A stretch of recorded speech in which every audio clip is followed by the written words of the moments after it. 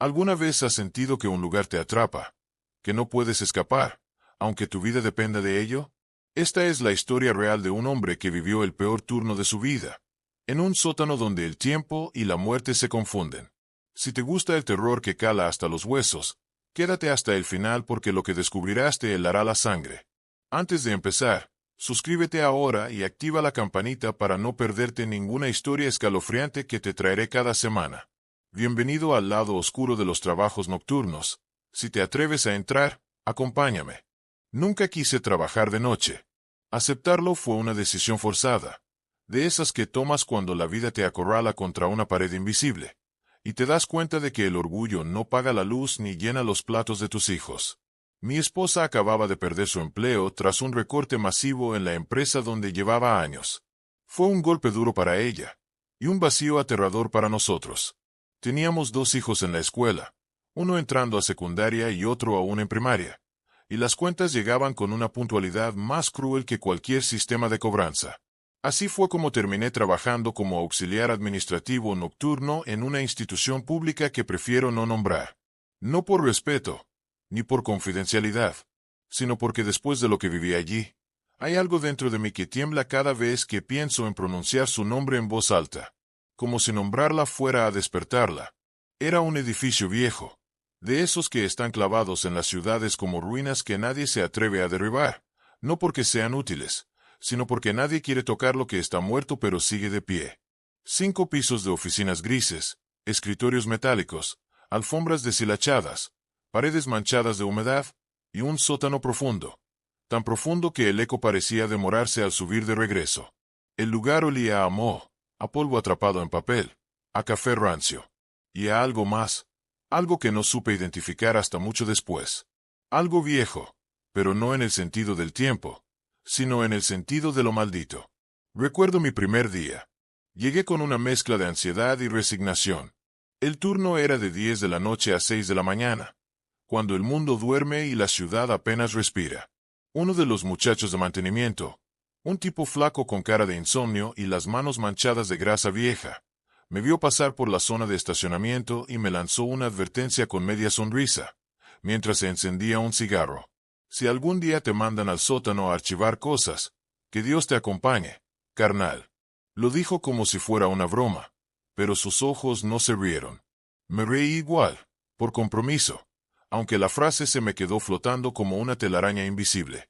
Yo siempre fui escéptico con esas cosas. No creo en fantasmas. O, al menos no creía. Las primeras noches fueron tranquilas. En apariencia. Archivaba documentos, organizaba expedientes, firmaba bitácoras, me tomaba mi café frío mientras escuchaba el sonido lejano del reloj eléctrico marcando las horas con un clic que parecía una gota de agua estrellándose eternamente contra el silencio. De vez en cuando hacía rondas por los pasillos vacíos del segundo y tercer piso.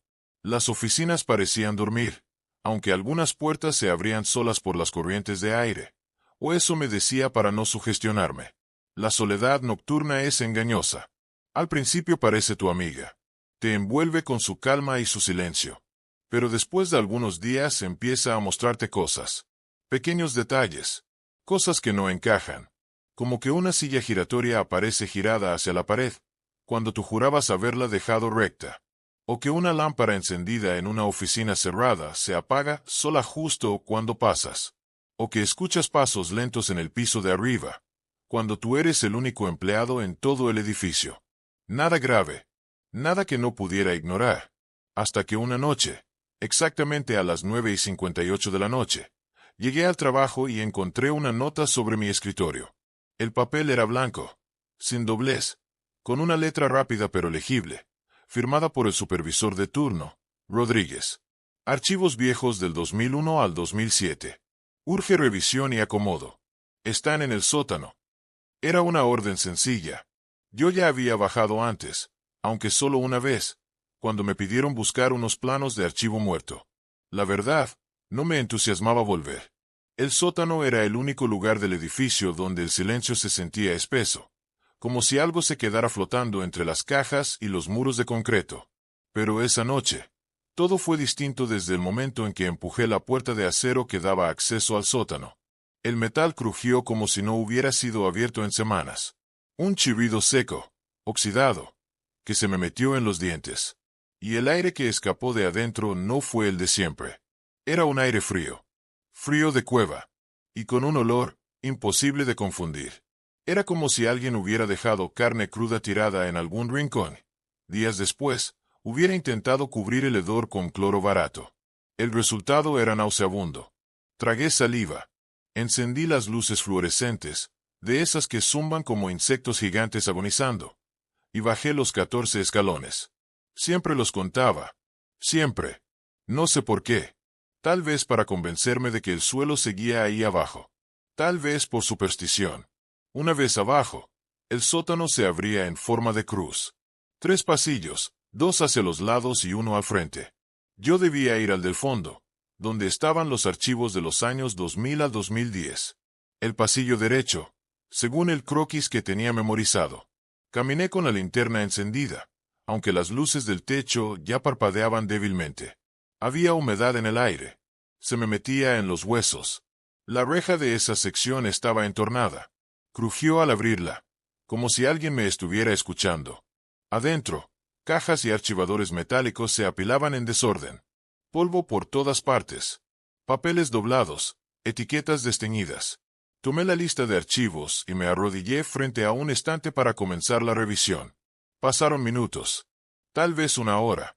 Estaba tan concentrado que no oí el zumbido de la luz apagarse ni el silencio profundo que cayó sobre el lugar. Lo que sí escuché fue el susurro. Un susurro bajito, como una brisa que acaricia el oído desde muy cerca. Carlos. Me paralicé. Un escalofrío me subió por la columna como si algo me hubiera recorrido la espalda con una mano helada. No fue solo la voz lo que me asustó. Fue el hecho de que dijera mi nombre. En el trabajo todos me dicen por mi apellido. En las listas, en los informes, en los radios. Hasta Rodríguez me llama López o simplemente el Nuevo. Nadie sabe que me llamo Carlos. Jamás lo mencioné. Ni en confianza. Carlos, ven. La voz era más baja que la anterior, como si viniera de la última esquina del pasillo. Como si el concreto la absorbiera y la escupiera de vuelta con eco. No tenía tono amenazante, pero tampoco sonaba humana. No del todo. Era como si alguien estuviera imitando cómo suena una voz cariñosa. Como si un animal estuviera aprendiendo a hablar. Me levanté lentamente. Giré hacia el pasillo. No había nadie. Solo archivadores, cajas, polvo suspendido en el aire. Y esa luz parpadeante que parecía a punto de apagarse. Me dije que era mi mente. Que estaba sugestionado. Que el sueño, el encierro y el café me estaban jugando una mala pasada. Me di la vuelta para salir. Y entonces lo vi. La reja de metal por donde había entrado. Estaba cerrada. Encadenada. Con un candado viejo. Uno que no había ahí cuando bajé. Y yo no la cerré. Me acerqué a la reja con el corazón golpeándome el pecho como si quisiera escapar antes que yo. No tenía explicación lógica. Era imposible que se hubiera cerrado sola. La estructura era vieja, rechinante, pesada. No tenía bisagras automáticas, ni resortes, ni cerraduras con sensor. Era una reja común, oxidada, de las que se traban más de lo que sirven. La había dejado abierta. La empujé con fuerza cuando llegué. Lo recordaba perfectamente. Esa clase de detalles no se te olvidan cuando estás solo en un sótano que parece respirar. Empujé con ambas manos. Nada. Repetí el intento. Más fuerte. El metal crujió, pero no cedió. Era como si alguien, o algo, la sostuviera del otro lado. No puede ser, murmuré, más para mí que para el eco que me devolvió la frase desde el pasillo. Saqué el celular. Sin señal. Pantalla en negro. Solo el reloj marcando la hora. 2:21 de la mañana. La conexión solía fallar ahí abajo. Pero esa noche el teléfono no solo no tenía cobertura. Parecía muerto, aunque la batería aún marcaba 87%. Volví a mirar hacia el fondo del pasillo. Todo seguía igual. Supuestamente. Pero mi cuerpo no pensaba lo mismo. El aire se había vuelto pesado, espeso. Como si la atmósfera misma se hubiera vuelto más densa. Como si caminara en agua caliente. Sudé. Pero no era sudor normal. Era un sudor pegajoso. Extraño. como si mi piel estuviera reaccionando a algo que no era humano. La linterna del celular comenzó a parpadear. Por reflejo, la apagué. Traté de concentrarme. Tranquilo, Carlos, me repetí mentalmente. No hagas el ridículo. No subas gritando a recepción diciendo que una puerta te cerró sola. Piensa en tus hijos. Termina esto. Es solo un trabajo. Me agaché nuevamente frente al archivero. Saqué una caja más y la abrí. Polvo, documentos, nombres. Expedientes del año 2003, 2004. Personal ya jubilado, fallecido o desaparecido del sistema por vejez o inactividad. Lo normal para ese tipo de archivo muerto. Hasta que vi uno. Una carpeta manila, más delgada que las demás. Sin etiqueta en el lomo, solo una pequeña mancha de humedad en la esquina. La abrí. Nombre: Carlos Iván Méndez Castillo. Me congelé. Sentí como la sangre se me retiraba de la cara. Por un momento creí que era una coincidencia. Hay muchos Carlos, muchos Méndez, tal vez otro con mis mismos nombres.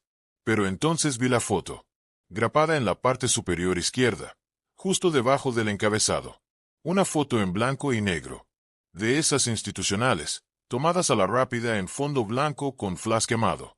Y era yo. Más joven, sí. 10, tal vez 12 años menos. El cabello más corto, sin canas. La cicatriz en la ceja izquierda. Esa cicatriz que me hice en secundaria cuando me caí de una barda escapando de una pelea. Era yo. Una versión mía que yo no recordaba haber sido fotografiada jamás. Jamás me tomaron esa foto. Jamás llevé ese uniforme. Jamás usé ese tipo de gafete. Y sin embargo, ahí estaba. Uniforme oficial del edificio. El logo institucional en el bolsillo. Un gafete distinto al mío, con un número de empleado que no me correspondía. Y debajo, fecha de ingreso, 1 de junio de 2001. Fecha de baja, 17 de mayo de 2007. Motivo: fallecimiento. Leí esa última palabra 2 veces. 3. Parpadeé como si el texto fuera a cambiar. Pero no. Fallecimiento. Mi propio nombre.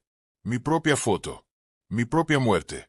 Y luego, me di cuenta, esa fecha, la del 17 de mayo del 2007, era hoy. Mi cumpleaños número 40. Exactamente hoy.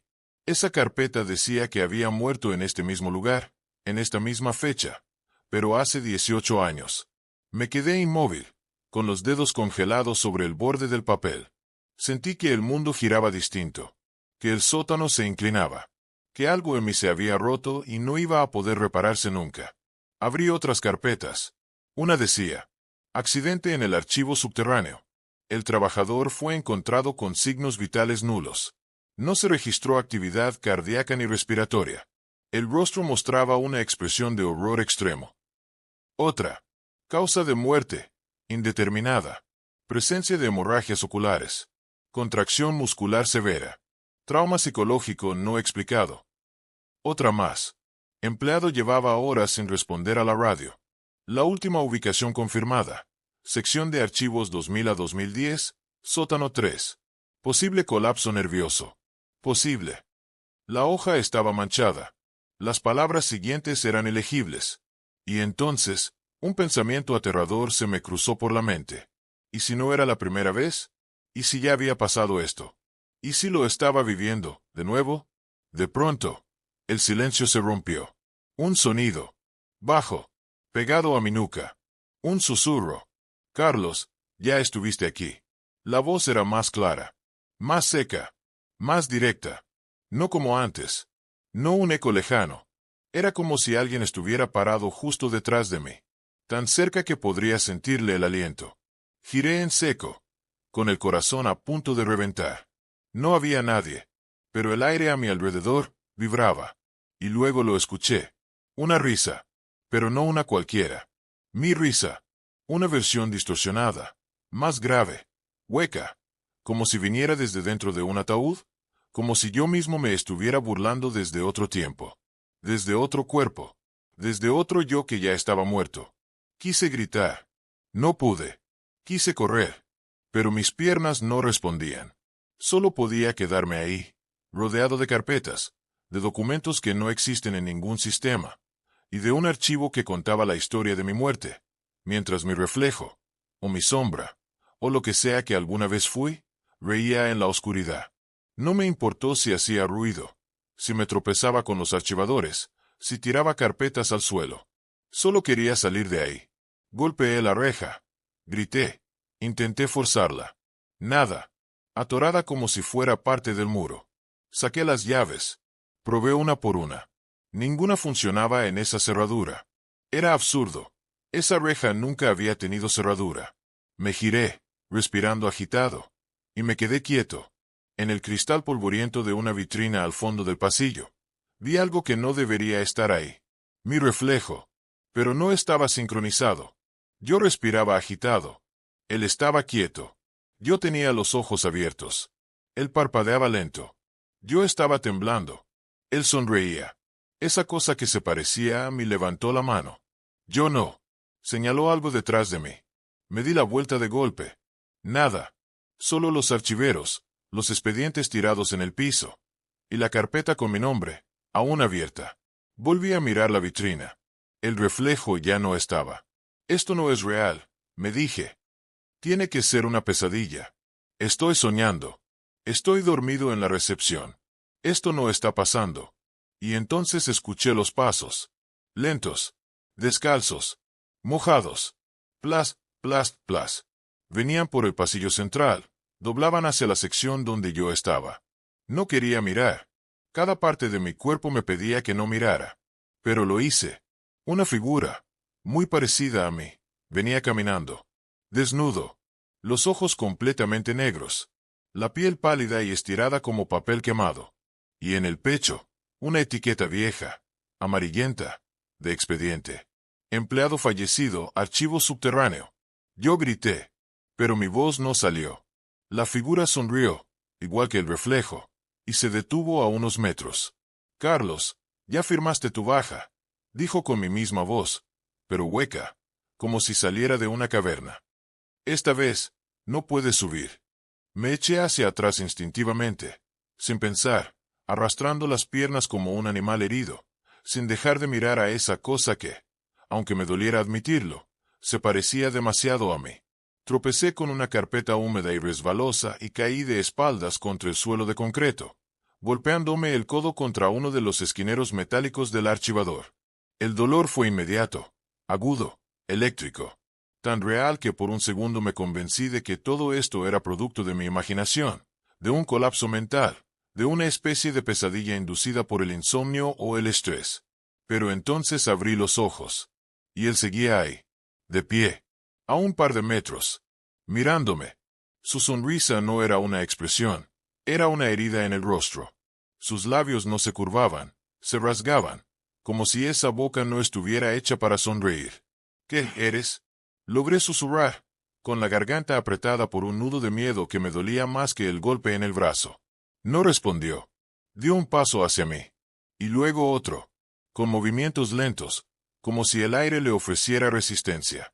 Como si no pisara suelo firme sino algo más blando, invisible, como si nadara en una dimensión que rozaba la nuestra.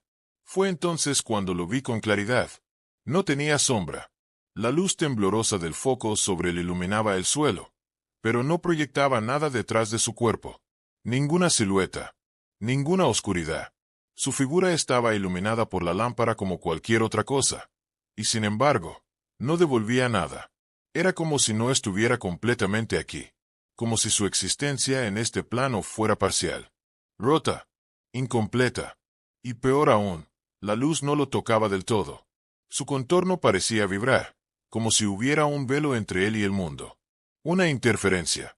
Me puse de pie como pude, resbalándome con el propio sudor. Me refugié tras una fila de archivadores de metal, mi espalda presionada contra la pared fría, el pecho agitado, los oídos zumbando. Intenté no hacer ruido, aunque mi respiración salía entrecortada como si hubiera corrido una maratón cuesta arriba. Cometí el error de mirar por una rendija. Ya no estaba donde lo había dejado. No había huellas. No había ruido. Nada. Solo el vacío. Un vacío tan profundo que por un instante me pareció que el sótano se había tragado el sonido mismo. Ya no se escuchaba el zumbido de los focos, ni el crujir del edificio, ni siquiera mi propia respiración. Era como si me hubieran sacado del mundo y puesto en una pecera de concreto donde el tiempo y el sonido no existen. Y entonces, lo oí. No a él. A ellos. Voces. No una. No dos. Decenas. Cientos. Susurros que se colaban entre los estantes, que se filtraban entre los papeles y las grietas, como si la humedad del sótano los hubiera absorbido durante años y ahora los estuviera sudando de regreso. No era su hora. Lo obligaron a firmar. Está atrapado. Nosotros también. Los susurros venían desde todas direcciones. Desde los techos. Desde el suelo. Desde dentro de los archivadores. Como si las mismas cajas contuvieran no solo documentos, sino almas. Algunos lloraban. Otros se quejaban. Algunos suplicaban con un dolor tan humano que me encogí de hombros sin querer. Uno gritó. Un grito agudo, brutal, tan fuerte que me hizo apretar los dientes de dolor. Sentí un zumbido dentro del cráneo, como si un clavo de hielo se me enterrara en la sien. Tapé mis oídos con ambas manos. Lloré sin darme cuenta. Lágrimas calientes corriendo por mis mejillas heladas. Y entonces lo vi. No al otro yo. No al reflejo. No al doble. Vi algo peor. Vi el archivo completo. Una nueva fila de archivadores había aparecido. O al menos eso creí. Porque juraría que no estaban ahí cuando llegué. Se extendían a lo largo del pasillo como soldados en formación, todos cubiertos de polvo gris, de telarañas finas como cabello de anciana. No tenían etiquetas impresas, solo nombres y frases escritas a mano con marcador negro.